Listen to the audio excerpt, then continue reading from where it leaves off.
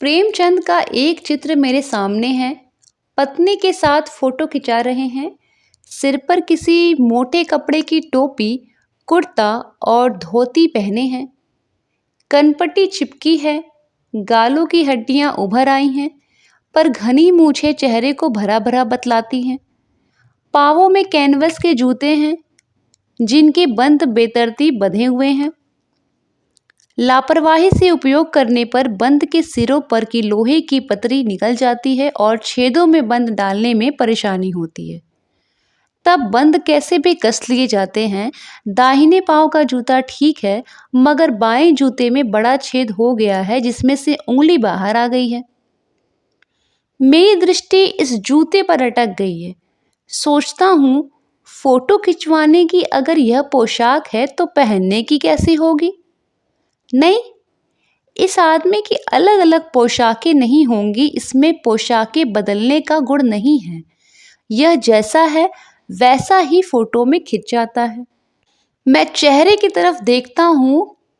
क्या मालूम है तुम्हें, मेरे साहित्यिक पुरखे की तुम्हारा जूता फट गया है और अंगुली बाहर दिख रही है। क्या तुम्हें इसका जरा भी एहसास नहीं है? जरा लज्जा, संकोच या झेप नहीं है? क्या तुम इतना भी नहीं जानते कि धोती को थोड़ा नीचे खींच लेने से अंगुली ढक सकती है? मगर फिर भी तुम्हारे चेहरे पर बड़ी बेपरवाही, बड़ा विश्वास है।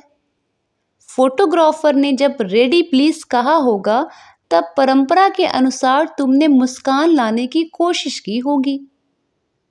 दर्द के गहरे कुएं के तल में कहीं पड़ी मुस्कान को धीरे धीरे खींचकर ऊपर निकाल रहे होगे कि बीच में ही कहीं क्लिक करके फोटोग्राफर ने थैंक यू कह दिया होगा।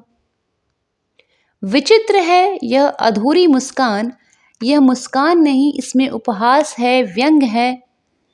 यह कैसा आदमी है जो खुद तो फटे जूते पहने फोटो खिंचा रहा है, पर किसी पर हंस भी रहा है। फोटो ही खिंचाना था तो ठीक जूते पहन लेते या न खिंचाते। फोटो न खिंचाने से क्या बिगड़ता था? शायद पत्नी का आग्रह रहा हो और तुम अच्छा चल भाई कहकर बैठ गए होगे। मगर यह कितनी बड़ी ट्रेजेडी है कि आदमी के पास फोटो खिंचाने को भी जूता न हो। मैं तुम्हारे यह फोटो देखते देखते तुम्हारे क्लेश को अपने भीतर महसूस करके जैसे रो पड़ना चाहता हूँ, मगर तुम्हारी आंखों का यह तीखा दर्द भरा व्यंग मुझे एकदम रोक देता है। तुम फोटो का महत्व नहीं समझते। समझते होते तो किसी से फोटो खिंचाने के लिए जूते मांग लेते। लोग तो मांगे के कोट से वर दिखाई करते हैं और मांगे की मोटर से बारात निकालते हैं। फोटो खिंचाने के लिए तो बीवी तक मांग ली जाती है। तुमसे जूते ही मांगते नहीं बने? तुम फोटो का महत्व नहीं जानते? लोग तो इत्र चुपड़ कर फोटो खिंचाते हैं जिससे फोटो में खुशबू आ जाए। गंदे से गंदे आदमी की फोटो भी खुशबू देती है। टोपी 8 आने में मिल जाती है और जूते उस जमाने में भी 5 रुपए से कम में क्या मिलते होंगे। जूता हमेशा टोपी से कीमती रहा है। अब तो जूते की कीमत और बढ़ गई होगी और एक जूते पर 2500 टोपियां न्यौछावर होती हैं। तुम भी जूते और टोपी के आनुपातिक मूल्य के मारे हुए थे। यह विडंबना मुझे इतनी तीव्रता से पहले कभी नहीं चुभी जितनी आज चुभ रही है। जब मैं तुम्हारा फटा जूता देख रहा हूं, तुम महान कथाकार, उपन्यास सम्राट, युग प्रवर्तक, जाने क्या क्या कहलाते थे, मगर फोटो में भी तुम्हारा जूता फटा हुआ है। मेरा जूता भी कोई अच्छा नहीं। यो ऊपर से अच्छा दिखता है, अंगुली बाहर नहीं निकलती, पर अंगूठे के नीचे तला फट गया है। अंगूठा जमीन से घिसता है और पैनी मिट्टी पर कभी रगड़ खाकर लहूलुहान भी हो जाता है। पूरा तला गिर जाएगा, पूरा पंजा छिल जाएगा, मगर अंगुली बाहर नहीं दिखेगी। तुम्हारी अंगुली दिखती है पर पांव सुरक्षित हैं। मेरी अंगुली ढकी है पर पंजा नीचे घिस रहा है। तुम पर्दे का महत्व ही नहीं जानते। हम पर्दे पर कुर्बान हो रहे हैं। तुम फटा जूता बड़े ठाठ से पहने हो, मैं ऐसे नहीं पहन सकता। फोटो तो जिंदगी भर इस तरह नहीं खिंचाऊं, चाहे कोई जीवनी बिना फोटो के ही छाप दे। तुम्हारी यह व्यंग मुस्कान मेरे हौसले पस्त कर देती है। क्या मतलब है इसका? कौन सी मुस्कान है ये?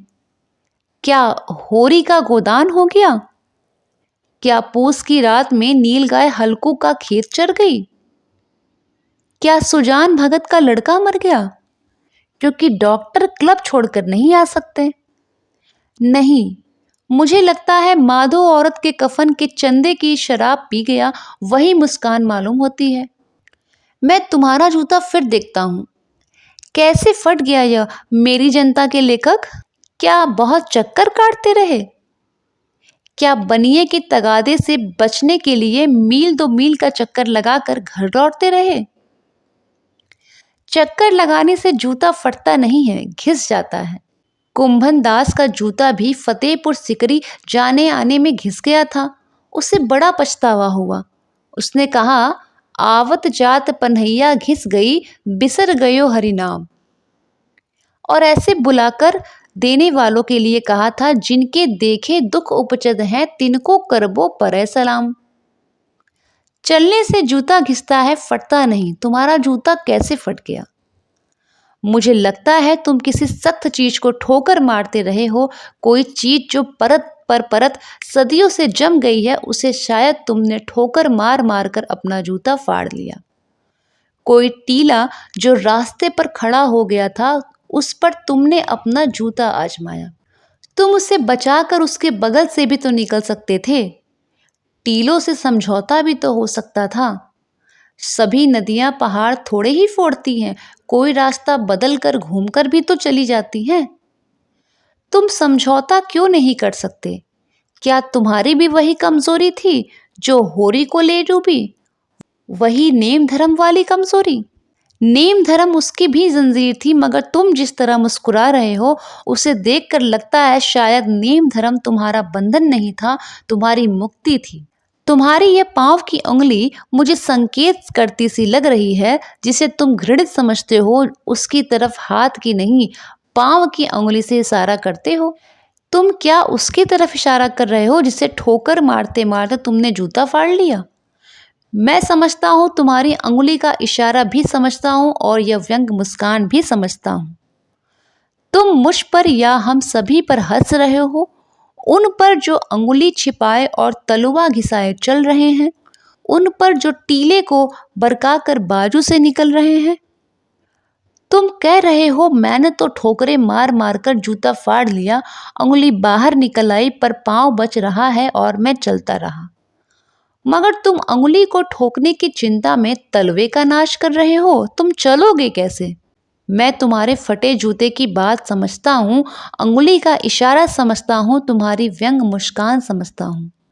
आप सभी को हरिशंकर परसाई की ये व्यंग्य कथा प्रेमचंद के फटे जूते कैसी लगी, कमेंट बॉक्स में ज़रूर बताइएगा। फिर मिलेंगे नई कहानी, नई कविता और नए गीतों के साथ। धन्यवाद।